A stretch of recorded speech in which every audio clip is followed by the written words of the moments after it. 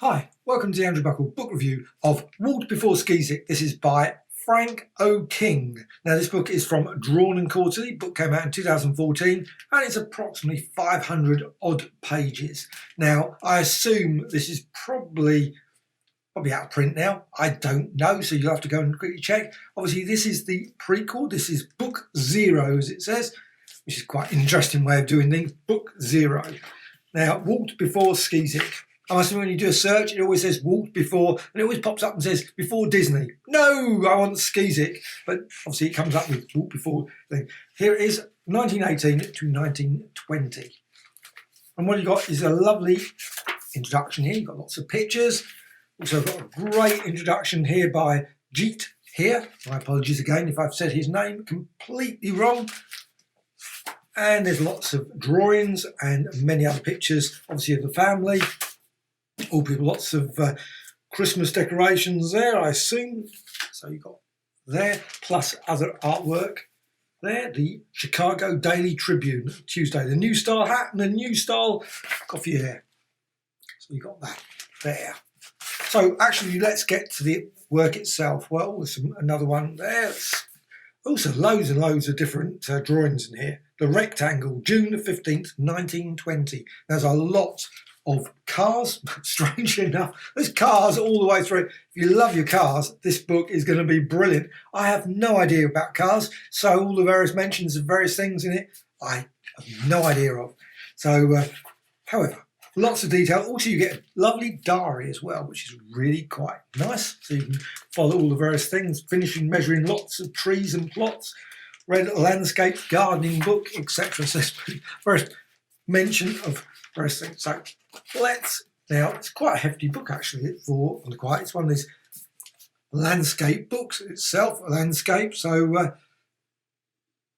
and that's obviously the first one, Sunday Morning in Gasoline Alley. And that's really how it continues. Doc's car won't start. That seems to be quite a problem all the way through. There's always problems with the car. They've got to get something delivered. They've got to buy something. It's always going through catalogues, looking, discussing about cars, the petrol, the oil, whatever, leaking through, the crank fit the car. Obviously, lots of things that I have no idea about. Crankshaft things. I haven't got a car, so I have no idea. So you've got lots and lots of great pictures of cars. Actually, the artwork is superb. The artwork is great. Actually, I find more interesting quite often is the bit behind, actually happening behind. There's characters sort of walking past and says, there they go again, I'm tickled to death. I haven't got a car. One of the characters just walking past. So that's probably me as the character, because I have no idea. They're talking about the tyres and things, talking about flaws in the tyre. And there's here, I get 16 miles a gallon of gas. Why my car doesn't cost me more than 2 cents to run? I'm certain it's a bit more expensive than that now. And these people are sort of cleaning up. You've got here about problems. The doc's got problems with the car, and so on and so on. But you've often got like family issues going on in the background, and they're not really concerned. They're sort of like looking completely, totally oblivious to it, and they're all just going on about the car. There's directions on this sign. It says it takes. But as a snapshot of that period, 1918, 1920, I'm quite certain, obviously, this is not the Great Gatsby in any shape or form. However, it is still an absolutely fascinating insight into this world. We'll drop you a postcard. Don't forget to feed the goldfish. You've got the men just going off, and the women, of course, all there just chatting away, left behind to do all the various things. Doc, 2 suitcases left, etc. And you've got more. We've got actually something other than cars, but I suspect they're probably still talking about cars, and they're actually on a boat. Quite too, they're scared away a bite. So they're actually, occasionally, there's not many, virtually 90% of them are talking about cars. Occasionally, when you have the women, they're not talking about cars. They're talking, obviously, this one's talking about the cook and housekeepers and all that sort of. So there's a lot of background information about the period. Again, cars. So a lot of cars. So if you want cars and a few more cars and a lot more cars. Cars all the way. But the artwork is superb. There's no doubt about it. I mean, it's an absolute joy to look at this for the cars. And actually, some of the jokes are quite funny. You think, oh, if it's clearly of its time. I mean, this is a long time ago, obviously 100 years ago now, 1918, 1920. I mean, it's really, obviously the world has changed considerable, but the cars, I mean, clearly the cars have changed. If you saw that going through the street now, you'd be, actually, probably I would be looking. Quite often when you see a lovely old car going through the street, even though I have no interest in cars at all, I'm just trying to avoid actually ever getting knocked over. That's the key thing. But when you see an old car, you really look up and think, wow, virtually all the traffic's stuck behind it, so because they can't go past it. But you've got, again, you obviously got clearly more problems with cars. It seems to be all the time, all the way through this, problems with cars. We're talking about cars. Even when they're doing just anything, it's always about cars. New driving cars.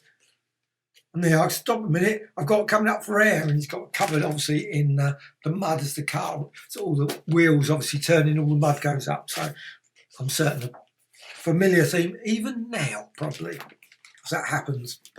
However, there is just loads, I don't know how many cartoons in this. I mean, it's obviously 500 odd pages. There must be an awful lot of brilliant cartoons all the way through this.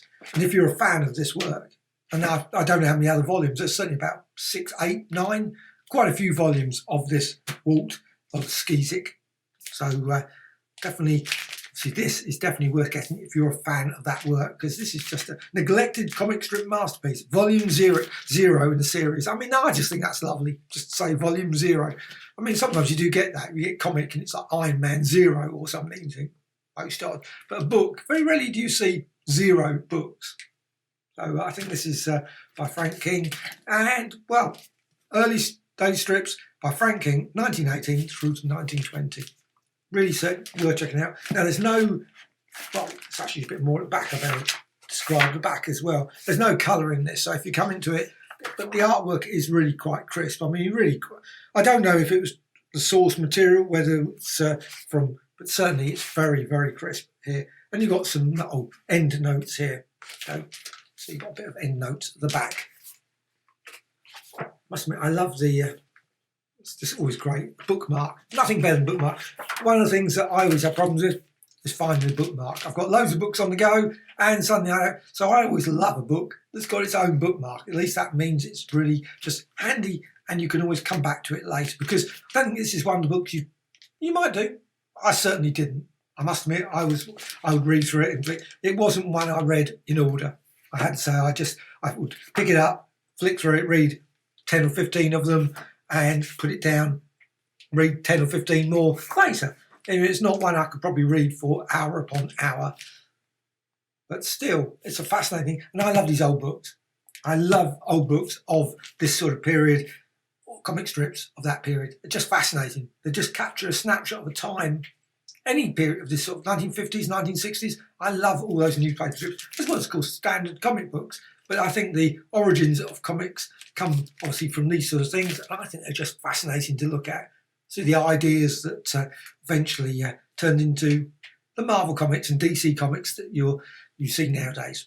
So, totally fascinating, brilliant book, and very much recommended if you're into this sort of thing. If you're not, I'm certain you'll probably look at it and go, not for me. But Walt before Skeezik, and I've probably said that completely wrong. My apologies.